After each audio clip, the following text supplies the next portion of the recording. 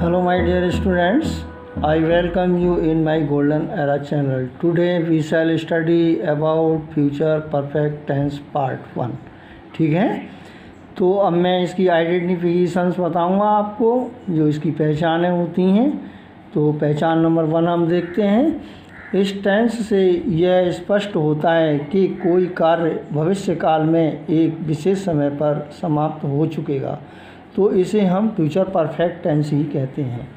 Second number पहचान इसकी identification, यदि इस टेंस में वाक्यों के अंतर्गत भविष्य में समाप्त होने वाले 2 कार्यों की जानकारी मिलती है, तो उनमें से एक कार्य दूसरे कार्य के पहले समाप्त हो चुकेगा, यानी तब जो कार्य सर्वप्रथम समाप्त होगा उसका अनुवाद फ्यूचर परफेक्ट टेंस में करेंगे, तथा जो बाद में समाप्त होगा उसका अनुवाद यानी ट्रांसलेशन प्रेजेंट इंडेफिनिट टेंस में करेंगे। अब आइडेंटिफिकेशन नंबर 3 आती है, पहचान नंबर 3। इस टेंस के वाक्यों के अंत में चुकेगा, चुकेगी, चुकेंगे या चुका होगा, चुकी होगी, चुके होंगे आदि शब्द आते हैं, उन्हें फ्यूचर परफेक्ट टेंस कहते हैं। तो मैं इस टेंस को आपको 2 पार्ट में क्लियर करूँगा, ठीक है। तो आज हम पार्ट नंबर 1 के अंतर्गत जो आपके इसकी आइडेंटिफिकेशन नंबर 1 है, मैं उसके बारे में जानकारी दूंगा। तो इसमें हम देखते हैं सबसे पहले रूल नंबर 1, सिंपल पॉजिटिव या अफर्मेटिव सेंटेंस बनाने का, ठीक है। इसमें आता है सब्जेक्ट प्लस विल या shall plus have plus M B third plus object plus other words, ठीक है।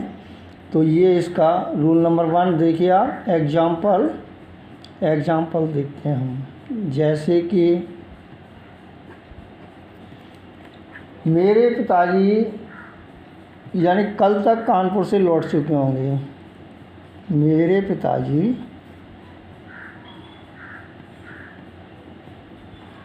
कल तक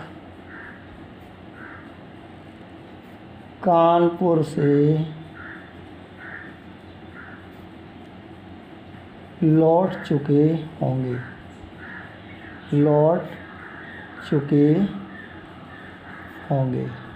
ये हमारा सेंटेंस है।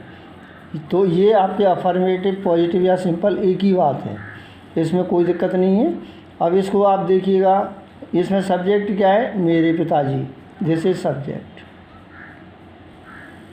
उसके बाद मेन वर्ब क्या है, लौट चुके होंगे, दिस इज मेन वर्ब। उसके बाद यानी ऑब्जेक्ट क्या है, ऑब्जेक्ट है कानपुर से, यानी कानपुर, ठीक है, दिस इज ऑब्जेक्ट। उसके बाद ये क्या है, कल तक, ये टाइम है, ये क्या है, ये टाइम, यानी कल तक का समय है। तो अब आप इसे बना लीजिए, सब्जेक्ट की इंग्लिश बनाइए। इसका देखिए ट्रांसलेशन क्या होगा, इंग्लिश का ट्रांसलेशन देखेंगे अब हम। तो इस यानी सब्जेक्ट है मेरे पिताजी, माय फादर।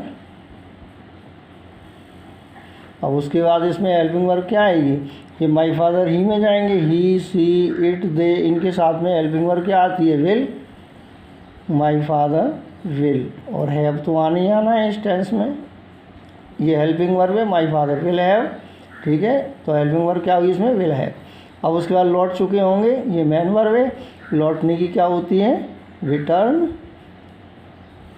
रिटर्न की थर्ड फॉर्म लगाएंगे, रिटर्न। अब कानपुर से है ना, तो इसके लिए क्या लगाएंगे, फ्रॉम कानपुर। अब इसमें दे रहा है कल तक, तो यानी तक की इंग्लिश इसमें क्या लगाएंगे, बाई लगाएंगे, क्या लगाएंगे, बाई। और कल आने वाला कल है, तो it means tomorrow, by tomorrow. ये हमारा ट्रांसलेशन बनकर के तैयार हो गया इसका। ठीक है, my father will have return from Kanpur by tomorrow. ये हमारा सिंपल अफर्मेटिव या पॉजिटिव सेंटेंस बन करके तैयार हो गया। अब इसके बाद रूल नंबर सेकंड देखते हैं हम इसका। Rule number second, subject plus will या shall plus have plus M B third plus object plus other words. तो ये हमारा रूल नंबर सेकंड है। अब हम एग्जाम्पल यही ले लेते हैं, इसी के द्वारा हम समझ लेंगे। मेरे पिताजी कल तक कानपुर से नहीं लौट चुके होंगे। तो देखिए इसमें रूल नंबर 2 में क्या है, सब्जेक्ट प्लस विल या शैल प्लस यहाँ पर जस्ट इसके बाद क्या आ जाएगा, नॉट, ठीक है, और plus have plus M B third plus object plus other words. Example है इसका, मेरे पिताजी कल तक कानपुर से नहीं लौट चुके होंगे। तो इसका ट्रांसलेशन बनाने में कोई दिक्कत नहीं है, हमें ट्रांसलेशन बिल्कुल क्लियरली बन जाएगा। ये आप देख लीजिए, बिल्कुल इसी तरीके से बनाना है। सब्जेक्ट क्या है इसमें, माई फादर, मेरे पिताजी, माई फादर। उसके बाद हेल्पिंग वर्ब आ जाएगी, विल या शैल। तो इसमें क्या आएगा, विल। अब इसमें आपके नहीं है तो ये नॉट आ गया, will not. After that have, ठीक है, लौट चुके होंगे। रिटर्न, इसकी थर्ड फॉर्म आएगी RETURNED, रिटर्न। फिर कानपुर से, फ्रॉम कानपुर, बाई टुमारो, ठीक है। ये हमारा नेगेटिव तैयार हो गया बन करके। अब हम रूल नंबर 3 देखते हैं। रूल नंबर 3 में आप देखिएगा, रूल नंबर 3 में क्या होगा, विल या shall plus subject plus not, यानी यदि है तो, इफ़ इट इज, ठीक है, यदि है तो लगा देंगे और नहीं है तो कोई बात नहीं है। Plus have plus M B third plus object plus other words plus question mark last में लगाएंगे। अब एग्जाम्पल देख लेते हैं हम इसका। एग्जाम्पल होगा, क्या मेरे पिताजी कल तक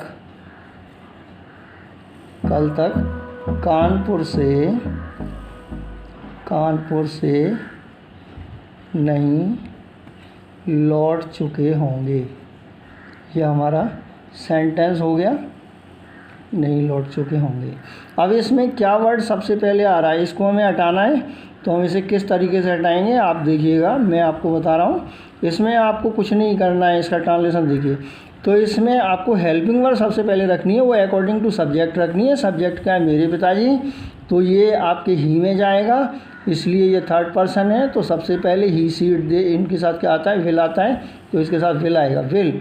उसके बाद माई फादर, मेरे पिताजी, सब्जेक्ट आएगा, विल माई फादर। अब इसमें नोट आ रहा है, ये नोट आ रहा है यहाँ पर, तो नोट लगा देंगे जस्ट सब्जेक्ट के बाद, according to rule, will my father not. उसके बाद have, will my father not have. अब लौट चुके होंगे, मुख्य क्रिया की थर्ड फॉर्म रिटर्न। अब यह आपके फ्रॉम कानपुर से, फ्रॉम कानपुर,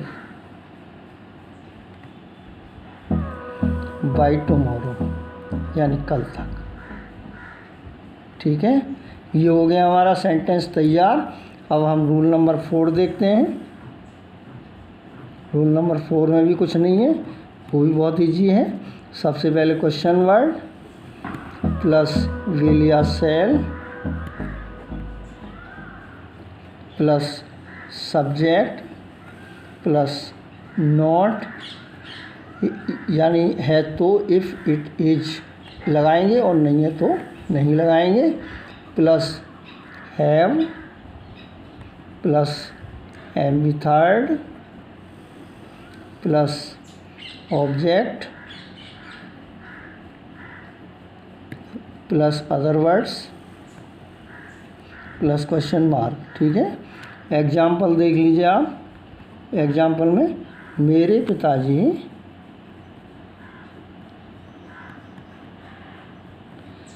कल तक कानपुर से क्यों नहीं लौट चुके होंगे। ठीक है, ये हमारा सेंटेंस हो गया। अब इसको रूल के हिसाब से देखेंगे। इसमें क्वेश्चन वर्ड क्या आ रहा है, क्यों। ये क्वेश्चन वर्ड है, तो सबसे पहले हम इसी की इंग्लिश रखेंगे क्वेश्चन वर्ड की। ठीक है, ट्रांसलेशन में इसमें कुछ भी नहीं है, बहुत आसान है, समझना है बस।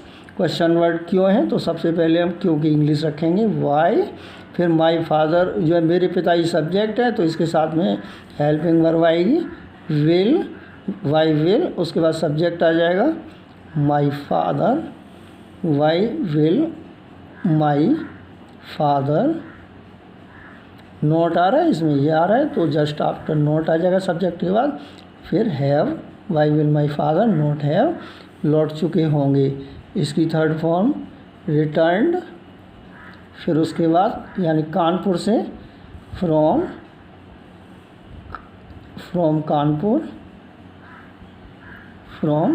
कानपुर और कल तक बाई टुमारो। ये क्वेश्चन वर्ड आज का हमारा इतना ही है। हम इसी को अच्छी तरीके से पढ़ेंगे और मेरा आपसे प्रॉमिस है कि आप 10 मिनट या 12 मिनट जो भी वीडियो का टाइम है आप पूरी वीडियो देखिएगा, अच्छी तरीके से पढ़िएगा। और कल मैं आपको इसका अगला भाग बताऊंगा, क्योंकि इंग्लिश स्पीकिंग करना कोई भी कठिन कार्य नहीं होता है। इंग्लिश स्पीकिंग बहुत आसान होती है। इंग्लिश लिखना, बोलना, राइटिंग, स्पीकिंग, अंडरस्टैंडिंग सब कुछ जो संभव हो सकता है, लेकिन ये सब संभव तभी होता है जब हम ध्यान से अध्ययन करते हैं, क्योंकि किसी ने कहा है कि practice makes a man perfect. और कल हम इसका अगला भाग अध्ययन करेंगे। Please subscribe, like, share and comment on about it. Thank you very much.